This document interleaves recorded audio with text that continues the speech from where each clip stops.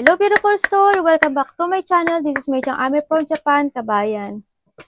Virgo, this reading is for you. Tingnan natin ang huling kembot ng October 2024 para sa'yo.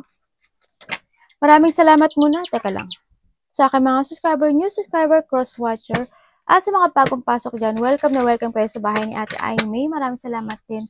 Sana kataba ng puso ninyong mga comments. At sa mga nagpa-personal reading, maraming salamat po. Kung gusto nyo na energy nyo lang talaga, ang gusto nyo makuha natin, ano to? Ay, ano pala yun? All the details para sa personal, bulol-bulol lang. Reading ay nasa baba ng video na ito.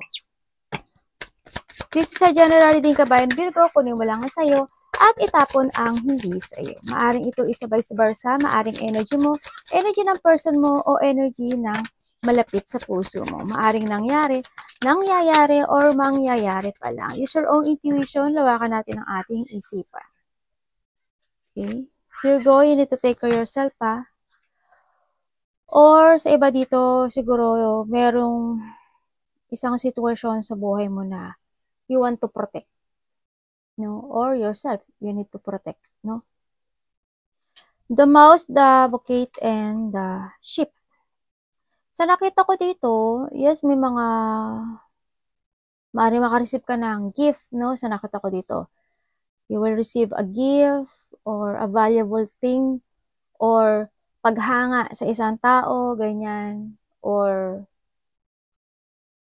yun nga, may mga flattering ako nakikita kasi. May mga pagbabago or there's a movement or nagkakaroon ng changes or a new journey in your life, no? Sa iba dito. Yan. And, iba sa inyo, siguro there's a travel, ganyan. Or meron kayong mga situation na sakay kayo ng bangka, barko, dagat, lalayag kayo, ganyan. Or sa iba dito is, siguro deep inside, there's an emotion ako nakikita, no? When it comes dito sa ship, no? May mga emotion akong nakikitang pinagdaanan, mga stress. Sa iba dito, mga ninenervyos kayo, ganyan. O kaya, andito yung, maaari may mga ikaw, or there's a person here na nagpapadoktor, nagpapa-ospital, baka may mga nararamdaman kang sakit, ganyan, or hirap, no? Sa nakita ko dito. There's a disease also. Yan, ingat kayo, no? Sa nakita ko dito. Baka may mga daga sa inyo.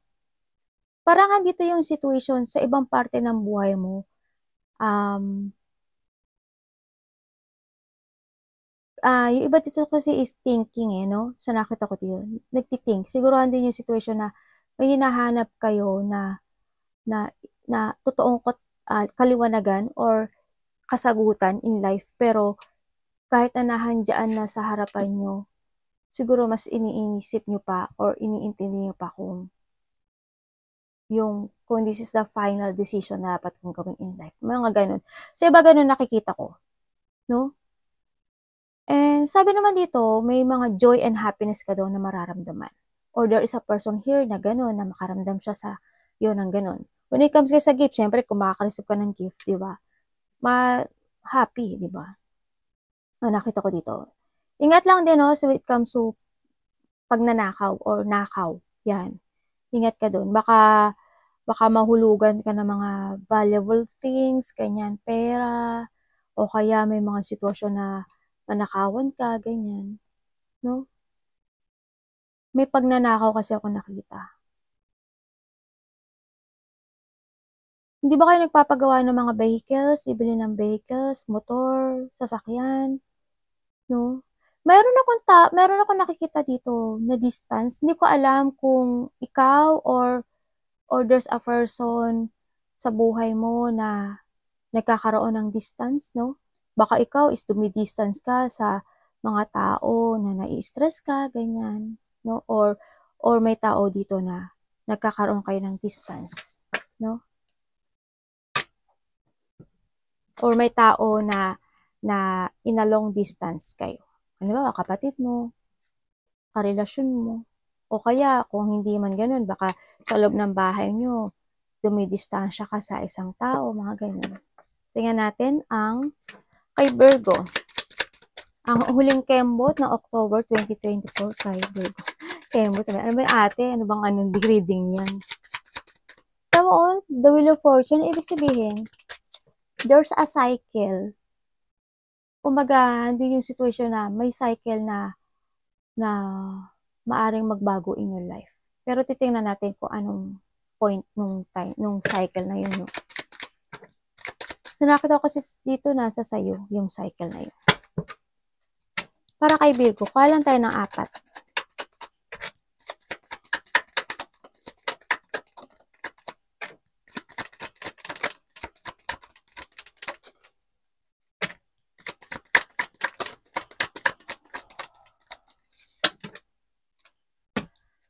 Diba? The Moon.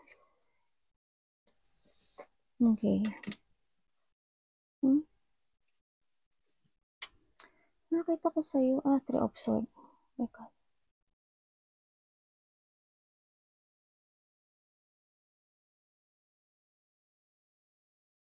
Meron kang isang situation sa buhay mo na nakita ko dito na may mga gusto kang desisyonan in life, no? May mga, kumbaga you have a choices in life. Kasi more on sadness yung nakikita ko sa'yo. Ang nakikita ko sa'yo, sa iba sa inyo, Virgo, you are focusing to a sadness. You are focusing sa isang emotion. No, you are focusing to think about something. Ang nakikita ko dito. Kaya ang nakikita ko dito, nagkakaroon kayo ng choices in life at hindi kayo makapag-desisyon ng tama. No, sa nakita ko, maaring natatakot kayo, maaring there's a painful na situation kapag pumili ka sa isang sitwasyon or you decided, diba? Baka maging masakit ang pagpili, ganyan. Kumbaga, may mga obstacle dito na dapat mong harapin in your life. No, you need to use your mind and intellect. Sa nakita ko dito. May mga sitwasyon na dapat nating i-accept or may mga sitwasyon na dapat nating pukusan, no, na kasi ang nakikita ko sa iyo is parang tahimik ka lang. Alam mo yung parang tahimik ka lang, kinikimkim mo lang yung nararamdaman mong sadness, ganyan, andi yung sitwasyon na feeling mo nag-iisa ka, feeling mo maaring may iba sa inyo, maaring may problema sa pera, ganyan, o kaya meron kayong mga nararamdamang sakit, ganyan, o may sakit kayo, maaring may sakit kayo sa iba, diba? Or may mga situation na nagkakaroon kayo ng struggle. May mga situation na nagpo-focus kayo sa hardship ng buhay ninyo, sa nakita ko dito. Doon kayo nagpo-focus, no? May mga ini-illusion kayo, ganyan.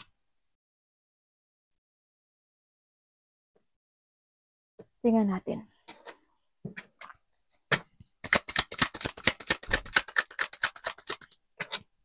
Ano po si ano?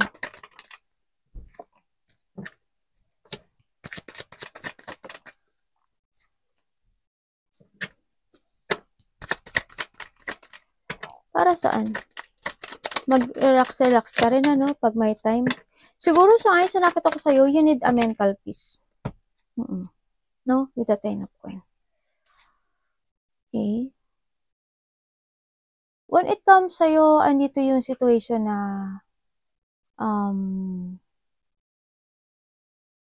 or vice versa tayo, ha?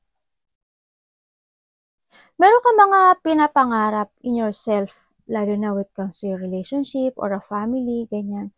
Sa nakita ko dito na mga gusto mong gawin dito. Kasi you want to be stable lalo na when it comes to your family, ganyan, o karelasyon mo yan. Andun yung mga wish mo na gusto mo kompleto sila, gusto mo okay sila, gusto mo stable sila forever, ganyan ang nakita ko dito, no. Andun yung pagiging mo rin, kind with it comes sa kanila. Mas iniintindi mo sila than kasi sa'yo, sa nakikita ko sa'yo, no. Andun yung sitwasyon na gusto mo na okay sila, relax sila, na ayaw mo silang, yung wala silang iisipin hanggang the end na mahihirapan sila in life. Ganun ang nakikita ko sa'yo, no. Ganun yung yung pag-iintindi mo sa kanila when it comes to your family. Ang nakikita ko. Kasi marami kang dreams sa kanila sa nakikita ko dito. No, yun, gusto mo lang, parang gusto mo lang talaga na stable sila. Gusto mo na forever wala silang iintindihin na masasaktan sila, ganyan. No, mas more nagiging giver ka sa sa family mo, sa nakita ko dito.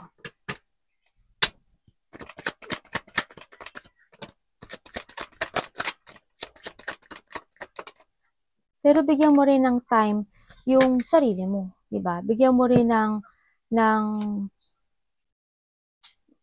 ng rest yung sarili mo, no? Kailangan mo rin minsan kasi na mental peace sa nakita ko dito.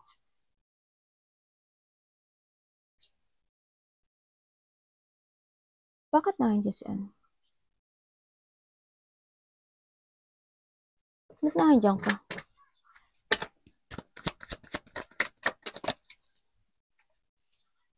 Oh my God.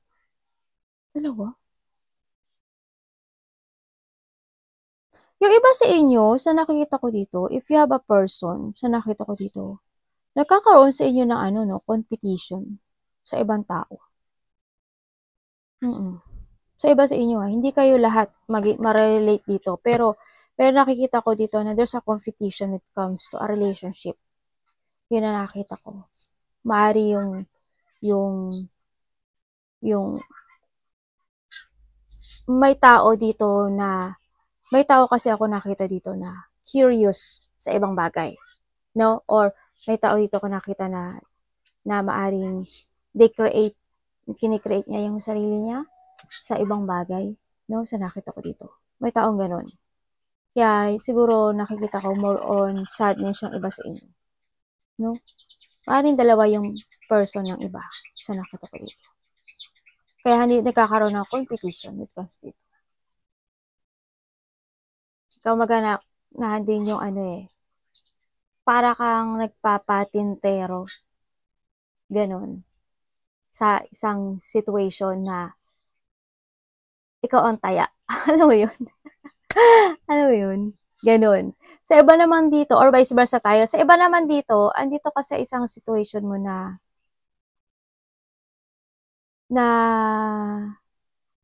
mas more ngang, yung alam mo yung parang kahit ikaw na lang ang matalo sa laban, basta makita mo lang yung mga mahal mo sa buhay at yung mga o karelasyon mo ganyan sa buhay na maging okay sila. Alam mo yun?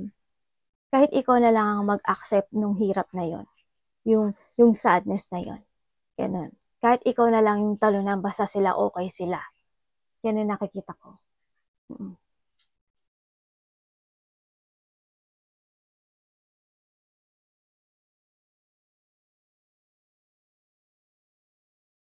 Bakit kaya ang sad? Ang sad kasi, no? Sana walang nag-aaway, ano? Ang nakikita ko dito. Kasi may nakikita kasi akong nag-aaway tapos may tao na mahina. Ganun nakikita ko. Siguro sa iba sa inyo, when it comes to your pangarap, no? When it comes to your pangarap, parang sinet aside mo yung part na yon para sa pamilya mo or para sa anak mo, ganyan. Isinet aside mo yon para sa kanila. Ganun ka kabait. Mag-relax-relax ka rin ha para mas more kang mas more kang makapag-isip ng tama ha. To observe.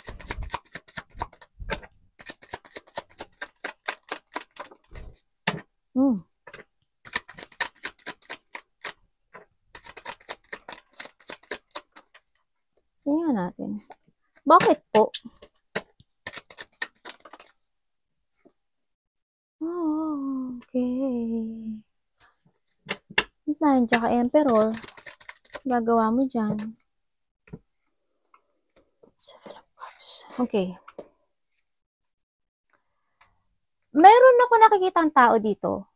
No? Meron ako unahin kita, Virgo. Pero unahin ko na to. Baka mali mo ikaw rin to. Or vice versa. Meron kasi ako nakakitang tao dito. na ayaw harapin ang isang desisyon sa buhay. No? Handito yung isang desisyon na merong isang sitwasyon sa kanya na naho-hold siya sa nakaraan. No? Sa nakikita ko dito. Magulo yung isip niya actually. Magulo yung isip niya.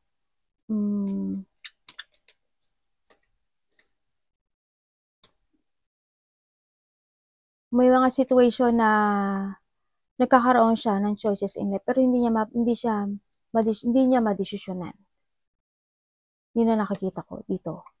Pero hindi siya nawawala ng pag-asa na mariresolbahan ito. Pero hindi ko nakikita magde-decide eh. Itong tao na to, hindi ko nakikita magde-decide. Maaring ito as asawa mo, maaring tatay mo, maaring kapatid mo, ganyan, itong tao na to, or maaring ikaw. No, sa nakita ko dito. Kumbaga, dumadating ka sa part ng buhay mo na magulo. No, may mga sitwasyon sa buhay mo na maaring hindi pa nagtatapos. May mga sitwasyon sa buhay mo na natatakot ka, ganyan. No, meron din ako nakikita dito na mga pagdududa. O kaya, meron ditong tao na nagiging pasaway, ganyan. Diba? Nandun din yung sitwasyon na may tao din ako nakikita dito na yung pag-aalangan. Alam mo yun? Either pag-aalangan or pagdududa. No? May tao kasi dito na maaaring nagdududa or nag-aalangan siya, ganyan. To choose or nag-aalangan siya na maaaring nagdududa. Nagdududa siya kung, alimbawa, kung it comes to business, maaring nagdududa ka na kung paano mo, kumbaga hindi mo alam kung paano siya umpisahan, ganyan, hindi mo alam kung paano mo ipagpatuloy, halimbawa, ganun. Kumbaga, hindi yung obstacle na yun na natatakot ka, kung gagawin ko ba tong idea na to, na mag-business ako, kaya ko bang panindigan, maaari ba tong mag-growth, yung mga ganun. Sa nakita ko. Sa iba ganun sa iba naman is a decision making na nagkakaroon ng takot o nakakaramdam ng takot. Kaya hindi siya makapag-decide o hindi niya matapos yung isang sitwasyon. Kasi hindi siya makapag-decide. Yun na nakita ko. Magulo yung isip niya. Kasi natatakot siya kung ano yung magiging kalalabasan if ever na gagawin niya yung idea na yun. Or if ever na mag-decision siya dun sa sitwasyon na yun. Ganun.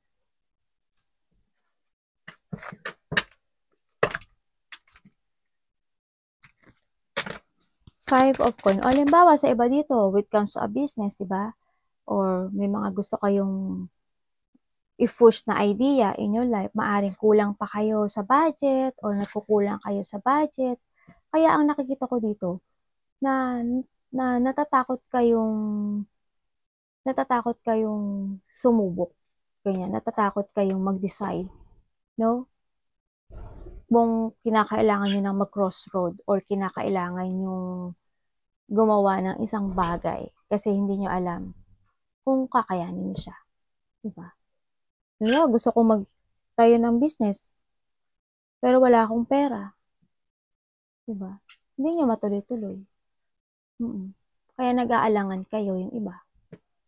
Ganyan. May tao ko nakita ditong immature. I don't know who. Maaring, when it comes dito meron ditong tao na maaring anak mo, no? Maaring may anak ka dito na pasaway, no? May nakita kasi ako ditong bata rin. Batang pasaway, ganyan.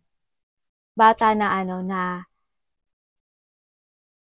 hindi ko alam kung bata siya or there's a person na pabaya, ganyan. Parang careless, ganyan, ang nakita ko. Diba pagkabata kasi, diba medyo siya, pasaway, tapos parang wala siyang pakialam kung masaktan siya o hindi, mga ganun. May nakita akong pasaway na Tingnan natin si Five of Coins.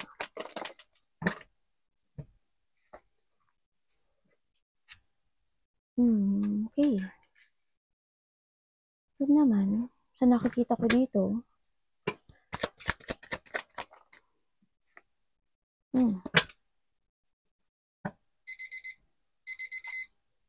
ano pwede ko malaman kay Salamat. Bakit? Nya. Visit. Ano ba yan? Okay. Meron daw sitwasyon sa buhay mo na kasi summon spying actually, summon spying.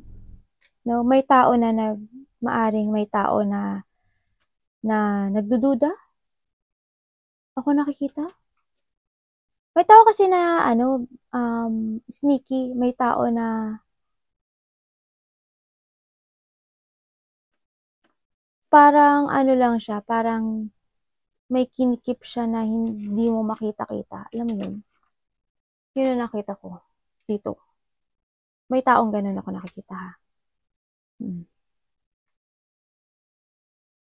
Maring may tao na sisinungaling sa'yo, ganyan. No?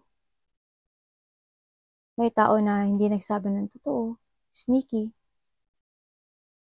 May mga situation na sarili niya lang iniisip niya. Ganun nakita ko. When it comes naman sa'yo, Virgo, sa iba sa inyo, sa nakikita ko dito, kahit minsan, yung iba sa inyo kasi na, kailangan mo talaga ng self-care sa ngayon Sa ngayon, kailangan mo ng self-care. Kahit na minsan, yung nasasaktan ka na, or you have a sadness na nararamdaman, sakit, ganyan na nararamdaman, pinipilit mo pa rin ditong i-hide. Pinipilit mo pa rin itago yung sitwasyon na yun. Pinipilit mo pa rin na pinapakita mo sa kanila na okay ka, hindi ka na-stress, hindi ka na problema, ganyan. Yan ang nakikita ko sa'yo. Sa iba sa inyo, ganun. Parang hindi mo pinapakita sa kanila yung kahinaan mo sa nakita ko, no? Kumbaga, din yung may mga maaring nagkaka-doubt ka rin sa sarili mo, ganyan. No, sa iba sa inyo, may mga sitwasyon kayo na you don't know how to proceed pa, kung mag-action ka na or hindi, ganyan. Kung sasabihin mo ba sa kanila, may mga ganyan sitwasyon ako nakikita. Nagkakaroon ka ng options in life actually, sa buhay mo. No, na maaring pinag-aaralan mo yung bagay-bagay. Sa iba sa inyo, ganyan na nakikita ko. You need to keep moving to reach your goal, no? Sa nakita ko dito, mas more ka mag-focus ngayon sa sarili mo. Kailangan mo ngayon ng self-care. No? Ingatan mo talaga yung sarili mo, no? Kung kinakailangan nyo magpa-doktor kayo. Kung sino yung may sakit o nakakaramdam ng may sakit dito, no? Dadaan, yung iba dito dadaan ng masakit ulo, paa. Anak, may mahulog ka dyan. Yun ang nakita ko.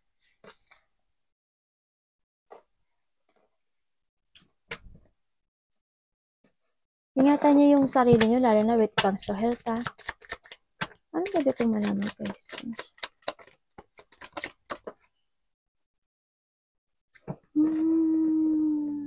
Okay. Nagkakaroon dito na self-doubt, actually. Meron ako tao dito nakikita na parang nalalack of trust or maybe ikaw sa sarili mo, nawawalan ka ng lack of trust or may doubt ka or you have a doubt sa isang tao, ganyan. Or vice versa tayo, ganyan. May tao dito na nagigilty rin or nahandin siya sa situation na nahi-hate na yung sarili niya. Yun ang nakikita ko sa kanya. Yung handin siya sa situation na nagpapakatatag. May tao kasi na nagpapakatatag lang dito, no, sa nakita ko dito. Pero deep inside, may mga doubt siya sa sarili niya. Ganyan. May tao na hindi nagtatrust sa intuition. Okay. Sa ngayon, nakikita ko dito, meron daw kayong mga isang situation in life na gusto nyo i-pursue. Maybe a project or ikaw may mga gusto kang sabihin pero hindi mo kayang sabihin. Or when it comes to a project, ganyan, siguro nagkakaroon ka ng doubt sa sarili mo na kung kakayanin mo nga yung situation na yon, ganyan. Or may mga gusto kang sabihin, halimbawa, hindi mo lang masabi. Sinasabi dito na you need to keep moving or give effort ito sa isang idea na to, no? Kailangan mo dito ng clarity, you need to be strong, no? Focus, and kailangan mo dito ng confident, no? Kung wag kang magduda sa sarili mo, ganyan. Sa nakita ko dito. I-move forward mo daw yung idea na yon, no? Sa nakita ko dito. Kailangan daw dito ng tapang, kailangan ng effort, kailangan ng lakas ng loob, syempre, pagpapasya actually. And take it action, no? To move. Para magkaroon ng transformation when it comes sa'yo. Follow your heart in a good way. Ang nakikita ko dito. Meron kasi ako nakikita rin dito na ano eh. Maybe someone judging you, no? Hindi na nakita ko.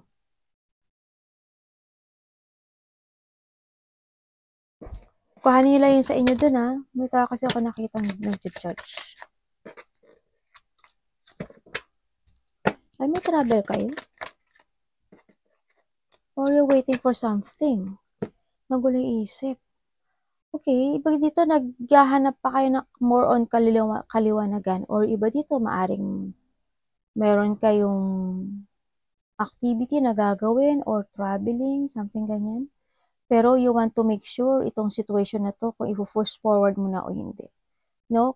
Kumbaga nagiging slow ang mga decision in life, ang mga gustong i-pursue, ang mga situation na parang yung mga hinihintay pa kayo ng mga bagay-bagay, no? Sa nakikita ko sa iba sa inyo.